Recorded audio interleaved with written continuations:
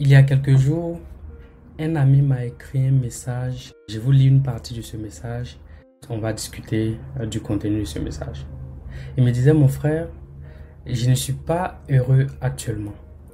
Je m'interroge beaucoup sur mon existence, sur le sens que je veux donner à ma vie. Je ne suis pas satisfait de ce que je fais actuellement. Le message m'a beaucoup touché parce que autant que nous sommes, que ce soit maintenant ou au moins à une étape de notre vie, nous nous sommes posé cette grande question fondamentale de savoir quel sens donner à notre vie. Donc je me propose dans cette vidéo simplement de partager mes réflexions sur le sujet. Ce sont des réflexions qui peuvent nous aider tous autant que nous sommes à trouver vraiment la voie et surtout à prendre une bonne décision, parce que ce genre de sentiment aussi peut conduire à prendre des décisions qui peuvent avoir des impacts très graves pour notre vie. Donc je vais partager mes réflexions en 8 points et le 8e point est définitivement mon favori. Suivez la vidéo jusqu'à la fin et surtout n'oubliez pas de me donner votre avis. Le premier point que je trouve important, c'est d'abord d'accepter et d'explorer ce sentiment de malaise. Alors là, chapeau à lui d'avoir déjà accepté, compris et surtout avoir partagé ce sentiment de malaise qu'il ressent. Ce malaise, c'est tout simplement le signe qu'il est temps de se poser de grandes questions et des questions. Je pense que l'ami il a déjà réussi ce pari, d'accepter et donc d'explorer le sentiment de malaise qu'il ressent. Le deuxième point, ça sera maintenant un diagnostic très profond de la situation, donc de ce ressenti qu'on a.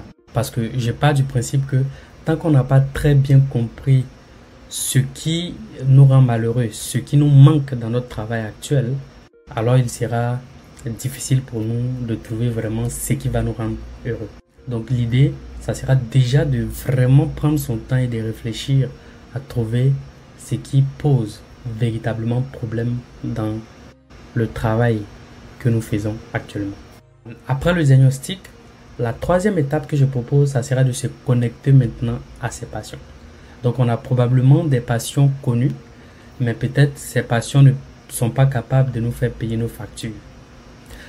L'idée que je propose, c'est de voir comment on pourrait explorer déjà ces passions et pourquoi pas commencer à penser à une idée pour pouvoir monétiser ces passions. Parce qu'on s'entend, quelle que soit la passion, si on n'est pas sûr que cette passion peut nous faire payer nos factures immédiatement, on ferait mieux de garder notre travail et de faire la passion, pourquoi pas peut-être parallèlement. Pour trouver ces passions, il faudrait faire attention à quelles sont les activités ou quels sont les domaines qui vous font vous sentir vivant et très épanoui. Une fois ces passions déterminées, le 4e point maintenant serait d'établir des objectifs réalisables. Donc en fait, c'est maintenant d'établir un idéal, un rêve que vous pourriez atteindre.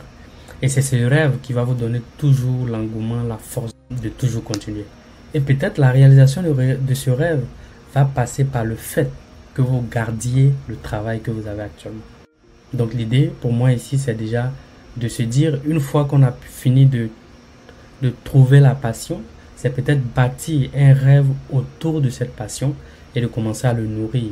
Et bien entendu, en travaillant petit à petit à l'atteinte de ce rêve. Et surtout, éviter de fixer des objectifs trop grands.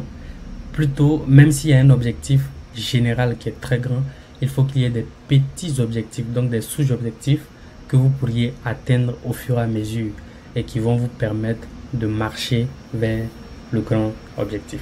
Le 5e point, ça sera probablement de trouver également des modèles inspirants. Donc l'idée, si on arrive à identifier notre passion et on s'est fixé un objectif, ça serait intéressant de trouver des personnes qui ont pourquoi pas déjà réussi à ce qu'on veut faire.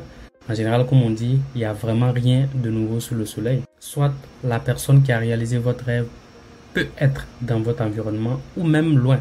Mais aujourd'hui, grâce à Internet, même si quelqu'un n'est pas immédiatement dans votre environnement, vous pourriez par exemple lire un livre que la personne a écrit si la personne est auteur ou suivre la personne sur les réseaux sociaux si elle est disponible sur les réseaux sociaux. Le sixième point, ça sera maintenant de s'entourer de soutien dans la mesure du possible. Et surtout, adressez-vous aux bonnes personnes. Parce que l'ami en question vient d'une école très prestigieuse et il a un travail assez correct. Il est ingénieur, donc je pense qu'il gagne relativement bien sa vie. Le plus grand problème, c'est d'être incompris par l'environnement ou par les personnes à qui vous allez vous adresser. Il faut s'entourer donc de personnes positives et bienveillantes qui peuvent comprendre votre idée et vous accompagner dans la mesure du possible, même si ce n'est pas des actions concrètes, mais juste de vous aider, de vous faire comprendre que votre sentiment est certainement un sentiment normal qui peut arriver. Le septième point que je vais donner maintenant, ça sera de prendre des risques calculés. Alors, il se pourrait que vous ayez fait une formation d'ingénieur dans un domaine précis et finalement, dans l'exercice de votre métier, il vous arrive peut-être que vous vous rendez compte que vous avez du mal à vous épanouir dans ce domaine. Alors là, ça va demander beaucoup de travail parce que certainement que vous allez changer carrément de domaine. Ça va nécessiter que vous preniez des risques. Et le point que je donne ici, c'est que il faut donc s'assurer de prendre des risques calculés. Donc, il ne faudrait pas être très excité et jeter à la poubelle le travail que vous avez sans prendre des précautions préalables. Pendant que vous continuez de garder votre travail, vous continuez à ouvrir votre esprit sur d'autres opportunités, notamment qui tournent autour de votre passion et qui pourraient vous permettre de vous épanouir. Vous pouvez être par exemple un ingénieur en électromécanique et vous vous rendez compte qu'après c'est l'agriculture qui vous passionne. Donc il va falloir trouver le moyen de faire la bonne transition, sinon il y a les factures qui peuvent vous rattraper.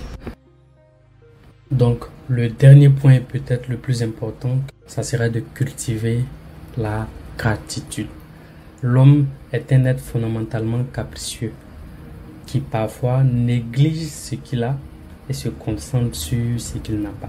Tenir un journal de gratitude qui consistera chaque jour à trouver un moyen de noter quelque chose de positif dans votre travail, puisqu'il s'agit ici du travail.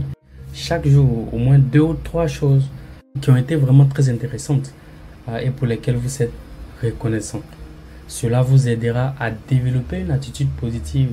Et peut-être même que ce n'est pas parce que vous détestez votre travail. Peut-être que le problème peut venir d'ailleurs. Et si vous arrivez toujours à trouver ces 3 choses ou ces 2 choses chaque jour sur une durée relativement longue, 6 mois, 1 an, je pense que ce n'est pas forcément parce que votre travail ne vous plaît pas. Et dans tous les cas, apprenez à apprécier tout le chemin qui va mener à votre rêve. Et peut-être même que ce rêve que vous avez, vous ne pourriez pas l'atteindre. C'est une réalité qui peut arriver. C'est possible que vos plans tombent à l'eau. Et même si cela ne se produisait, vous aurez vécu de très bons moments tout au long du processus. Parce que c'est ça, je pense, le but finalement. Si vous avez un objectif précis que vous finissez d'atteindre, la même question va se reposer. Qu'est-ce que j'ai fait prochainement? Et au fur et à mesure que vous atteignez des objectifs, les prochains doivent être davantage plus grands.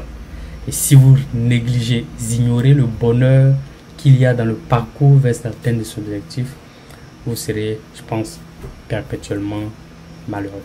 Merci d'avoir regardé cette vidéo jusqu'à la fin.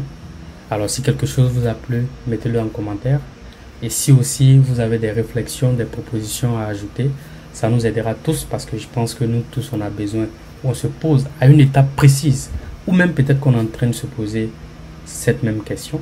Je vous attends impatiemment en commentaire et puis on se dit à la prochaine.